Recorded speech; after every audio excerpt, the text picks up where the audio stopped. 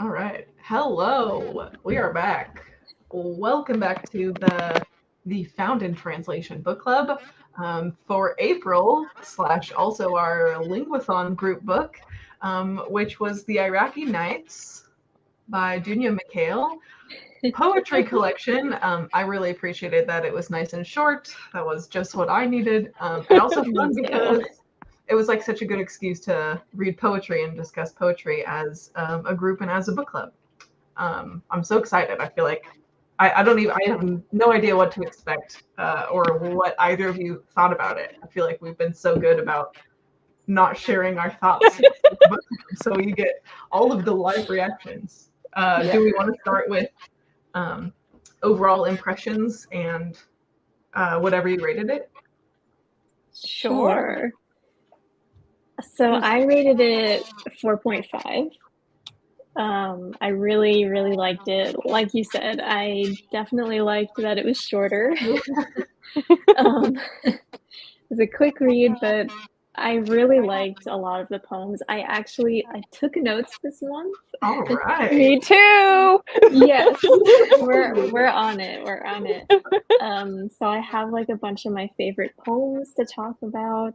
Yay. So yeah, I really liked it. Yeah. Cool. How about you, Brittany? I have been unable to give it a rating because I'm like, how do you rate poetry? It's kind of like how I feel about memoirs. Like, how do you rate these things? That's true. But I actually really enjoyed a number of the poems, and they're like a lot of my notes were like tracing like certain threads that I saw through all of the poems consistently, which I thought was interesting and kind of gave the overall collection that sense of like cohesiveness, which I really enjoyed. For me, like the one thing that like it's a me thing and not a book thing, I loved the imagery in the book, but I feel like because some of those images also had Arabic in them, not reading Arabic, there's something that's lost in translation literally. Like if we see a poem that's written in English that has like actual words around like a flower or a hand or something, we can read that and it's part of the poem. Here it's Arabic, I don't read Arabic, so it looks beautiful like stylistically, but I know that part is lost on me, unfortunately. Yeah, I'm so curious as to like what the effect of the translation was on this book, which I don't know. Maybe we'll have someone in the chat that could speak to a little bit of that. Yeah. But it's interesting when you were talking about how rating poetry is like rating memoirs, because I don't rate memoirs for that exact reason. It's like, well, who the hell am I to like give a memoir, like someone's life, a star rating? However, I don't seem to have that problem with poetry. I gave this a 5 stars. So, but I know I'm glad that we all seem to at least generally enjoyed it, which is cool. Yeah, yeah, for sure. It's awesome that you guys both took notes. I didn't take like notes per se, but I tabbed it. Some of my tabs you can see, and then I like annotated like favorite lines and stanzas and poems and that kind of stuff. So yeah. Ooh, cool. Awesome. I feel like we have all kinds of stuff to. I also feel like I definitely need to send this to my friend who reads Arabic. She's from Egypt, and be like, translate a couple of these images for me, because I'm very, very curious. I know that was such a cool element of some of the poems that I wish like I could appreciate like the full effect. Yeah, so I'm just gonna be like, pick one, translate it for me. I think that's gonna be my approach. Yes. I'll send you free book if you do free translation labor. Yes, exactly. It's like I'm sure you have like you're not busy saving lives being a doctor, but I'm your best friend. Like you owe me. Yeah, yes. Yeah. That seems even. Yeah. I think so. I personally do. But I would love to know what were some of the poems that you guys that really like struck you overall. Like what were some of your favorites? Oh, so many. Annie, do you want to go first? So I tabbed about 6 poems or 5 poems. I really liked the one. I don't know what page it was on because I took a screenshot. I read the ebook of it. Oh, cool. But it was about Cinderella Oh, leaving her yeah. slipper. Oh, I just Yeah, found it. Yes. it was super short, but I really, really liked like the imagery of it. I'm trying to Page find it. 32. Or- It is. It's like 4 or 5 lines. Yeah. Yeah, but I thought it was really beautiful and like in such a small amount of words, the poet just like painted such a vivid picture. I really Mhm. liked it. Yeah. Yes. Yeah. I was actually a little bit, I guess, surprised that there were so many references that that to me seem very like quote unquote Western, like the Cinderella reference. And then there was Rapunzel, which I think was the first of those that got brought up. And then even there were some moments where I think in the beginning, Ishtar reminded me so much of Persephone. And then like a couple poems later, there was like mention of pomegranates. And I was just like, Oh, yeah. You're so Yeah, right. you're Yeah. right. I was like, this is interesting. But I was kind of like pleasantly surprised that there were certain moments that I could like pick up on the mythology. Whereas I knew going into this, there was probably a great deal that I would need to do like research into in order to fully Yeah. understand. Yeah, I was Mhm. expecting that too. And then that made me wonder, like, was this just translated for Mm-hmm. like to say like, oh, that's like Cinderella? Or I don't know. I wasn't Oh, expecting Yeah. it to be such a mix of like folk tales when Mhm. that's I an thought it was going to interesting be, point. like like English speakers are more likely to relate to a Cinderella figure than like Arabic speakers would relate to this other folklore figure. I have Right. literally no basis of saying that, but I was curious. Yeah. No, that's a really interesting point. I didn't even think about that, but like that is something that's done sometimes in Mm-hmm. translation. So that's I didn't even think about that. That's really cool. That is really cool. I'm trying to think. I think I also like marked 5 or 6 poems. One that really stood out to me was Flaw Chart, which was on page 69, which was this drawing that has start Yes. circled and then it's falling into love or into war and it's like this Oh. diagram.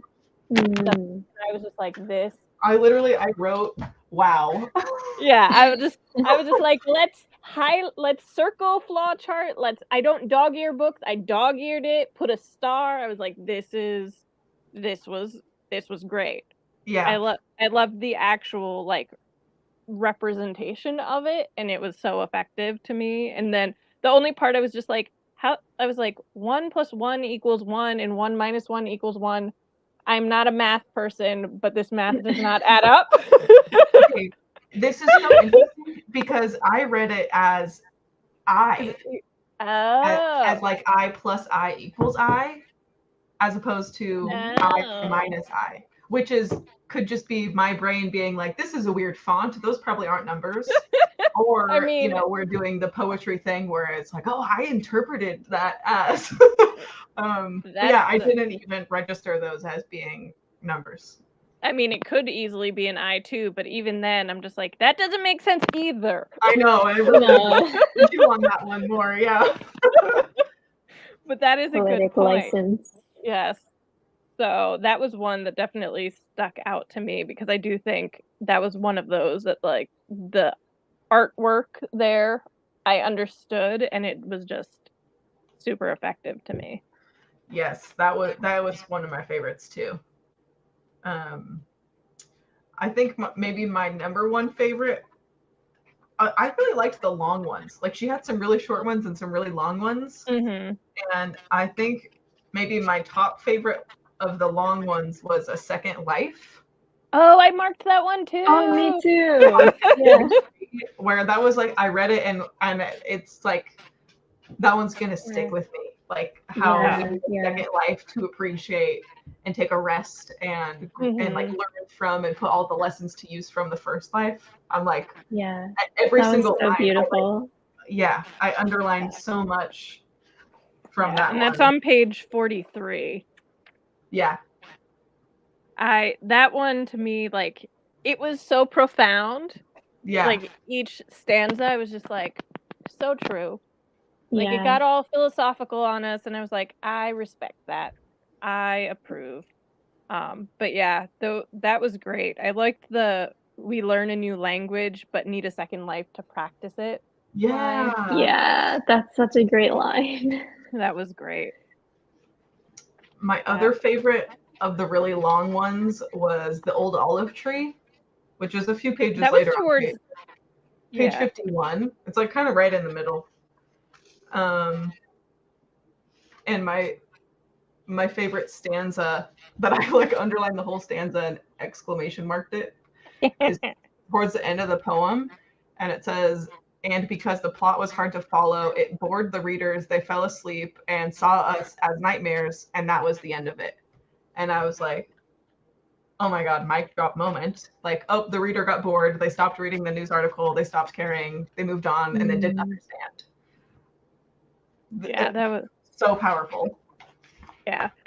There were a lot of references to like words and language and like reading throughout the book too. Yeah, there was. Because even another poem that I really liked was on page 30. I think it's just numbered 18, but it says, like, it starts off, the Arabic language loves long sentences and long wars.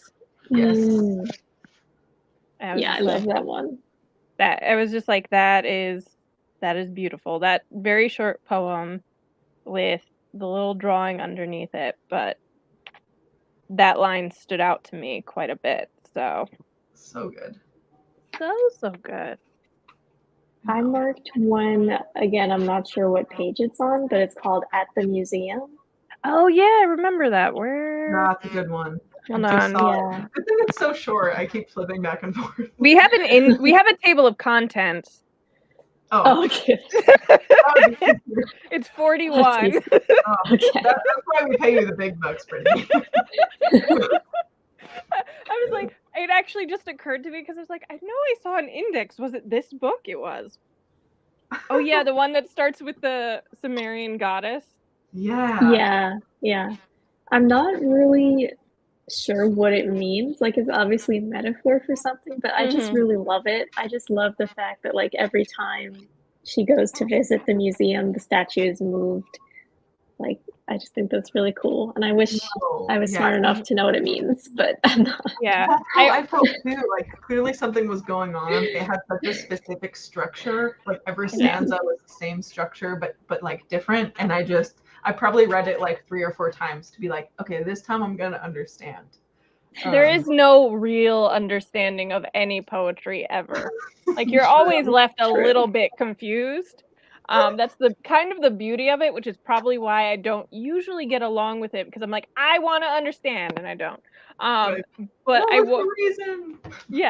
I kind of wonder if someone was reading this poem in Arabic or with any like strong knowledge of the history of Iraq or just that part of the world, if like the Sumerian goddess who is not named would mean something to someone. Like, would it be like if we were talking about Greek myth, like if someone said the goddess of war without the goddess of love without naming her, we'd all know who it is. Would this make sense to someone? Yeah, that's true. So I was kind of curious if she could be identified with someone with more knowledge than me. No, that person is not me. I would also, me neither, but I would like to know. The best that I could hypothesize on that one, my 2 ideas was either it's about rebirth and or like the cycle of history of her homeland. Because she talks about how like every time she goes, she's like not aging, but like changing. And then at the end, she closes her eyes, her hands across her chest. Is she hiding a secret? Where it's like, is it related to history or power or rebirth? Or I don't know. It's funny that you say rebirth, because to me, like the way that they that she's described each time, she's lowering herself further and further.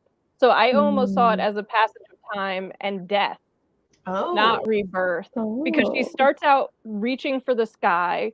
The second visit, she's slightly bent over. The third visit, she's laying down. And then the fourth visit, the final one, she has her arms like this and her eyes closed, which is a restive pose. I just got chills. You might be onto something there. So to me, it was like she's getting older with each subsequent visit, which could be tied to history, or could be tied to this like idea that the country is like slowly dying. This war is consuming it, which I think throughout this book, there's a lot of talk of the war itself, but also of death. So that was how I interpreted it, which could be totally off base, but I thought it was interesting. That's the best one yet. Yeah, sounds good to me. Well, thank you. We got A Second Life was my favorite too. That one really that one's really gonna stick with me. Yeah. Yes. Yeah. That was definitely great. There are two that stood out to me. I loved A Second Life and A Debate on 54. Oh yeah. Oh, that's yes. What is that one? It's like it's like, what's the meaning? What seeds fell from heaven? It's like the one about the pomegranate seeds. Oh, and say, this is my land. If you don't believe me, ask the seasons. So then they go to the seasons. No, this is my land. If you don't believe me, ask the birds. And so I highlighted the whole poem of like ask this, ask this, ask this, ask this. And at the end is the seed is my teacher, ask the seed. But the seed was busy feeding the land and had no time to answer. Yes, I love that. Oh, so good. Such a powerful ending. I love that. It's like everyone else is debating, and then the answer of the debate is like too busy just doing the thing. So everyone else continues spinning their wheels. It's like, that one really resonated with me too. Yeah, no, that was great. The long form poems in here were like spot on. They gave me chills. Yes. Well, there is a really short one that I also liked. It's just labeled as number 6, and it's about the tree doesn't ask why it's not moving to some other forest. Yes. Yeah. Which I thought was super poignant to like literally everything that's going on, even just today. So it's it was like, and the fact that the metaphor was trees is like leads you to the idea of roots and homeland and culture and family, which I thought was so powerful. It's a 3-line poem, and that was a really good one too. It says so much, like so much commentary just in 3 lines. It's really good. Yeah. I thought a lot of those short poems, I marked quite a few of them. I had marked Tablets, which was like I think it's number 1, but it's on page 13, where it's also 3 lines. She pressed her ear against the shell. She wanted to hear everything he never told her. Oh. And I was just like, and it also had the gorgeous swirl with the Arabic on it that I think I'm going to ask my friend to translate, as I mentioned. Yes. I'll report back. Yeah, that would be really cool. But yeah, so I did like a lot of those. Because I know one of the things that the whole collection was kind of meant to do was the author, Dunya Mikhail, was sort of positioning herself as the Scheherazade character from 1001 Nights. So did any of that resonate with you? Did you kind of follow that thread at all? I didn't really. I just kind of read it as a collection of stories, but I'm also not super familiar with 1001 Nights. Like, I know of Scheherazade, but that's about my extent of it. But I was wondering if any of you kind of followed that at all. I don't think I would have put it together on my own, but like knowing that it was a possible thread. I kind of picked it out, but very, very like higher level, I guess, pretty vague. Like as far as Scheherazade being like she only tells her husband, this like powerful ruler or whatever, she only tells him half of a story so that he doesn't kill her and wants to hear the rest of the story. And then the next night she only tells him a little bit more so that he still doesn't kill her. And so it stretches out to so many nights, which is how I felt, not so much about like the actual content, but the way that it was dispersed, like the way it was structured. Like we would get some more long form ones, or some that seemed to tell a story about war or about homeland.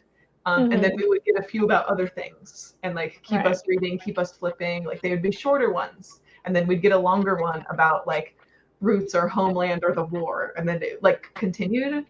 So to me, that's where I mostly picked it up, was like it was kind of eating your vegetables. Like you don't really notice that you're consuming all of it and reading all of these other poems. But that's a good point. Yeah, I think that's a really good point, actually. That's awesome. I don't know. Oh, I assumed the poem was in the drawing. That's possible. Oh, that's a possible. Strong possibility. It is. I guess it doesn't have to be complicated. I guess it does not. But I would also be interested to see what like another Arabic reader would how they would interpret it, because I'm assuming it's been interpreted to make it more digestible for an English speaker. So it might be interesting too, if it is actually the poem that is in any of those drawings, to see how someone else might read it or interpret it. True. What else? Other favorites?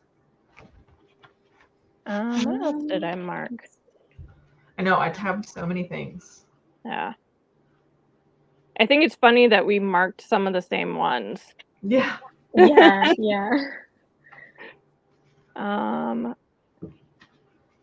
Let's see. I think the other... Oh, go for it. No, did you find one of yours? I think I was just talking to myself. As I do sometimes. That is fair. I'm trying to see. I marked another short one, which was number 3 on page 15, which is whenever you throw stones into the sea, it sends ripples through me. Yes. Which, again, was just very lovely, and a 3-line poem that I think goes back to that beginning, which was kind of written as more of a paragraph, the prelude, which was about Tammuz and Ishtar and her being kidnapped. Yeah. So I connected it with those two figures in that section. Yeah, that's kind of the connection I made too. Yeah. Maybe that was part of the Scheherazade thread of like that continued story. Mm-hmm. I haven't read the book but wanted to say hi. Hi. I marked one called Footprints on the Moon. Yes. Yeah, I really liked the imagery of it. 49. Good thing we have you, Brittany. Yeah, thank you. I mean, it's a good thing we have the table of contents. I'm just referring to it. Yeah, I really liked the imagery of like just walking on the moon, and I don't know have anything interesting to say about it really, but I just thought it was pretty. It is pretty. Yeah, the message that I got from that poem, I think, stuck out to me because it was like such a different theme than the rest, which was from that poem I got the feeling of like being in love and like feeling like me too. Yeah.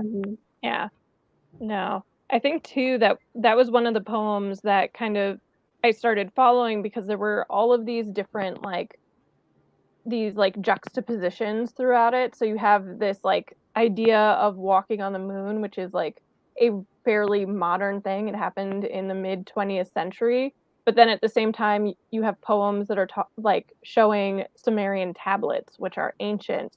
And so looking at where there's modernity versus sort of old and ancient things and how that's woven throughout, I thought was interesting, because there was talk of like taxis in certain poems and like I think telephone calls and things like that. And then there's just this like ancient way about things with the mythology that is kind of woven in. That's such a good point too. Like, yeah, just like the duality of modern and ancient. For sure. So that was interesting to me. But I did like that one as well. It definitely gave that sense of someone being in love with someone. Yeah, very much. What else we got, guys? Were there any other lines that stuck out to any of you? Maybe not an entire poem, but something that really resonated?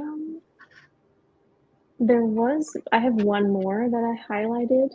Okay. I don't know what poem it's in, so I'm sorry. It wasn't a long one though. Okay. Yeah.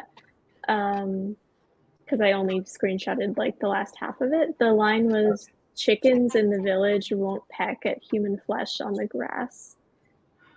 Whoa. And when I read that, I was like, what the fuck?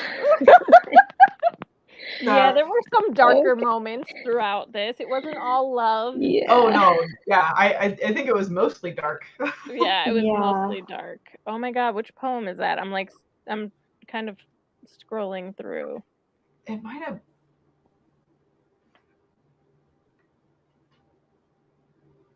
Oh man. I don't know if I'll find it, but I'm trying. Sorry. No, you're fine.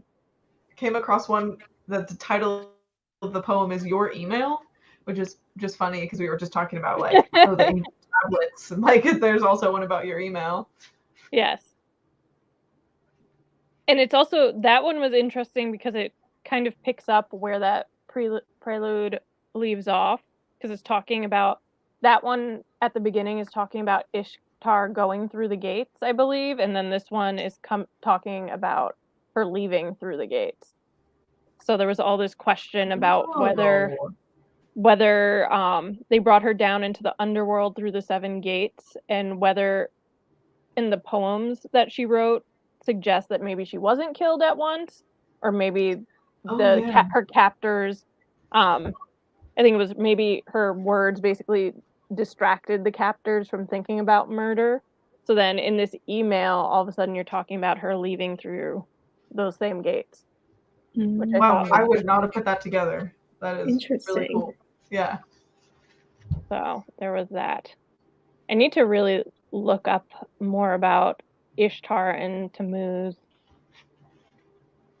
Yeah, I feel like Oh yeah, no, so I feel like so much of that mythology was lost on me. But like, I could definitely research more about it. Yes, but that was interesting. The last one that I tabbed, which is close to the end of the book, is called Choices on page 74. And the whole poem is, "Paper or plastic? I'm not sure how to respond.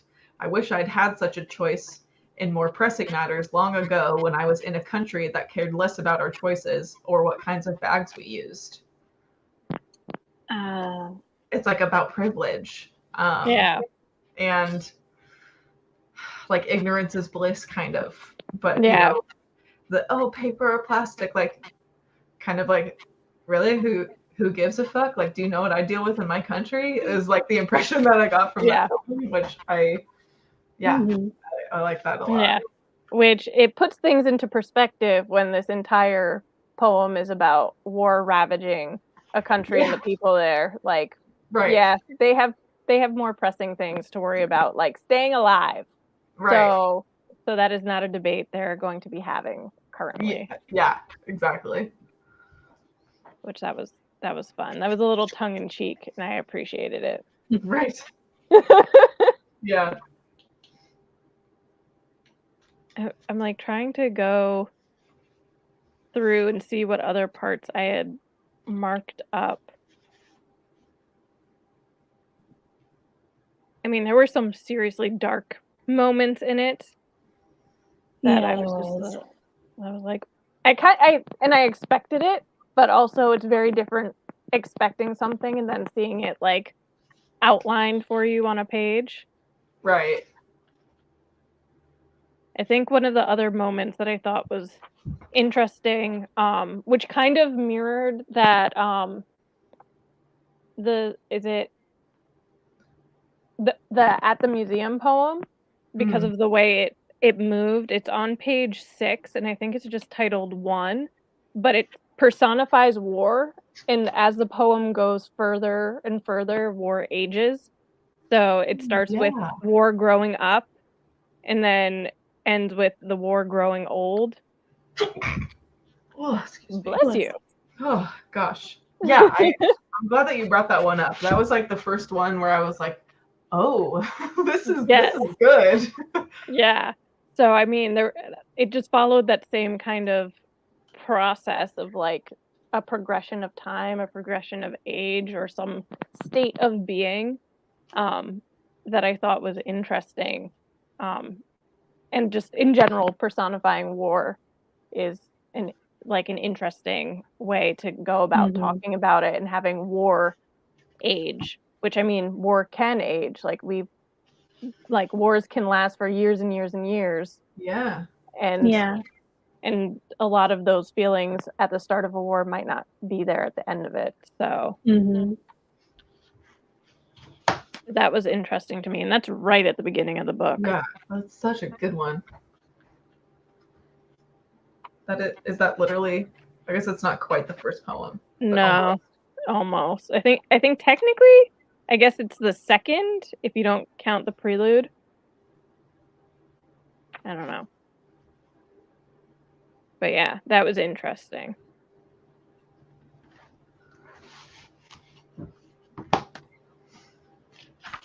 Do you have any other favorites, Annie? Not that I screenshotted. Yeah. What about your notes? Was there anything else that you wanted to like specifically talk about? Just in general, I think, I don't know, like I've read, I wouldn't say a lot of poetry books. I used to read more than I do now, but this kind of makes me want to read more again, because like there was, I think, her use of language. I mean, I do wish that I knew how it was in Arabic and like I could read it as it was originally, but even in English translated, it was so just a really masterful use of words and the English language. It was so good. I loved it. I'm really glad that we chose this. Yeah. Me too. Me too. And it totally made me like interested in poetry again. Exactly. Yeah. I'm not usually someone who likes poetry, but I did enjoy this overall, and it had like such impact. I think this is one of those instances though that I would love to know sort of the process that the translator goes through in actually translating poetry, because with like from what I recall from creative writing classes, when you have to write poetry, you like each word you choose is very deliberate because you only have so many lines to use. Right. So how do you go about translating that thought and making it as concise in another language entirely? So that to me is kind of impressive. And I would kind of wonder what else this, like if this translator, like if they focus primarily on poetry, or if they translate other like novels and things like that, like what I think it's a him, kind of what his background is. Yeah, I'm actually gonna look that up. Kareem Jane.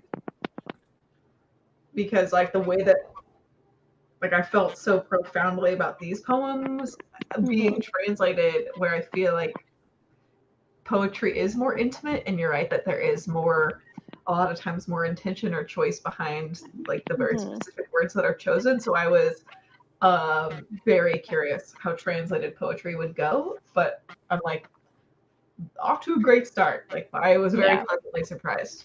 Yeah, no, for sure. Mhm. Because I mean, even is Arabic one of those? Is it a language you read from left to right? Opposite. No, it's right to left. Right to left. Yeah. That's what I thought.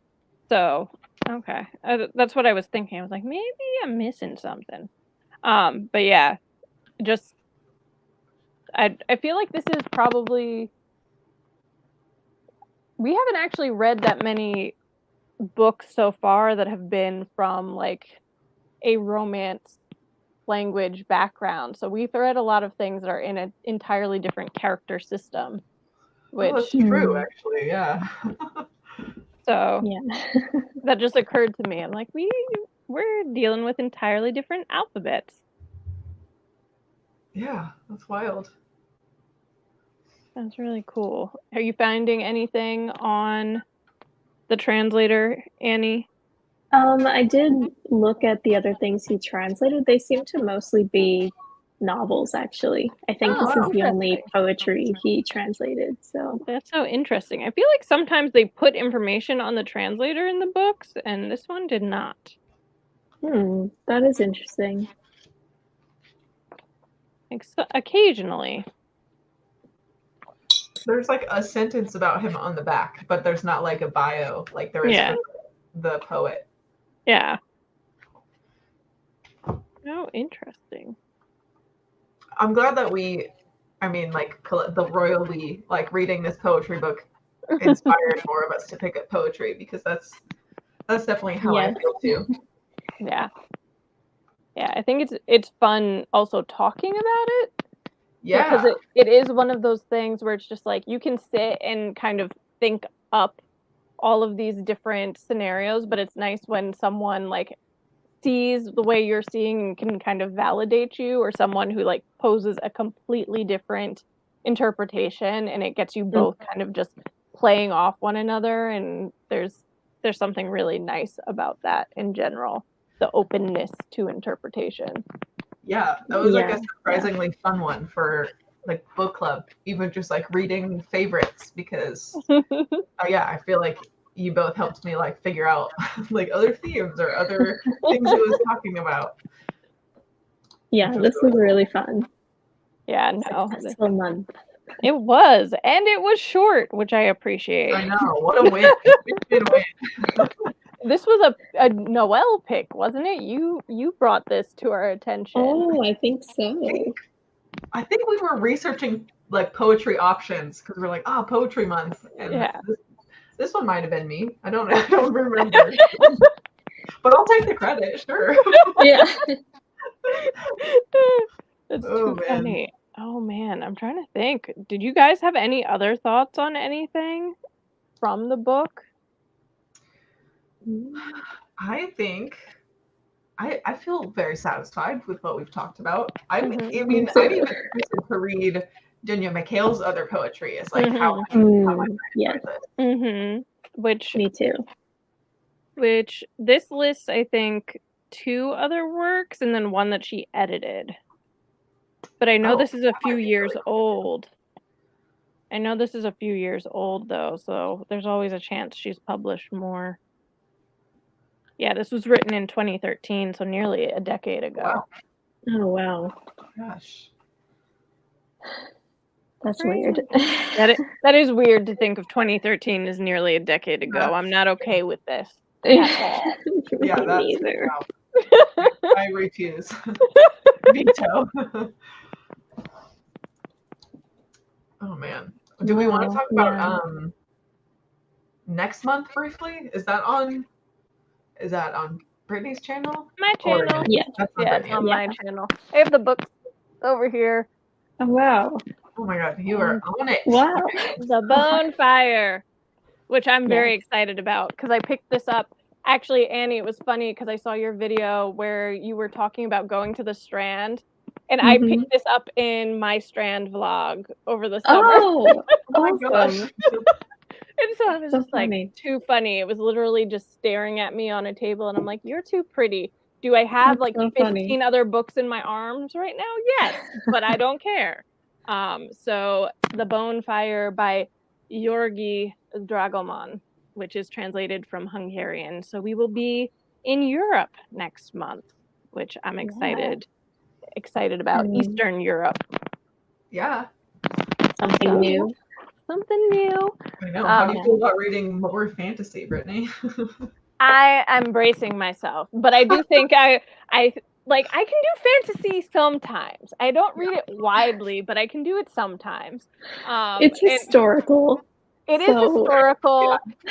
It's supposedly gothic, which I enjoy. There seems to be some like witchiness going on, which I also enjoy. So I think there are a lot of elements that overall will mean that it's a potentially good book for me. So I'm very excited about it. Excellent. You're such a good sport. I try to be. But yeah, no. So that'll be on my channel. What day would that be? Where's my phone? There we go. The first Tuesday of June is June 7th. Yes. So that'll be June 7th.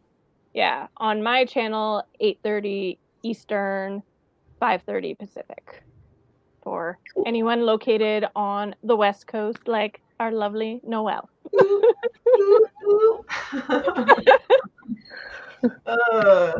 Wow. Well, if anyone has any final thoughts, concerns, poetry, no pun intended. That wasn't even a pun. That was just the word. About this book or this month in general, or the book club at all, now is your chance. Otherwise, we will see you next month for more found in translation. Good fun, happy times. Yeah. Maybe not happy times. I think it's also about war. So we're really we're maybe not happy. Yeah, maybe probably not happy, but hopefully a good read. Have any of our books really been happy? No, you're right. No. Maybe we should work on that. Maybe we should do a happy We'll work on that. We'll find some uplifting things eventually. Yeah. Thank you for hosting this club. I really enjoyed this one. I didn't realize how much I was limiting myself by not considering books written in other languages. Oh, that makes me so happy. Yay! And I feel the same. Yeah. You definitely discover a lot of stuff. Yeah. New horizons. Cool.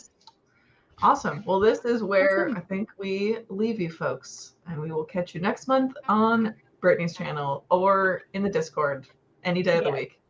Yeah. All right. Yeah. Okay. See you later.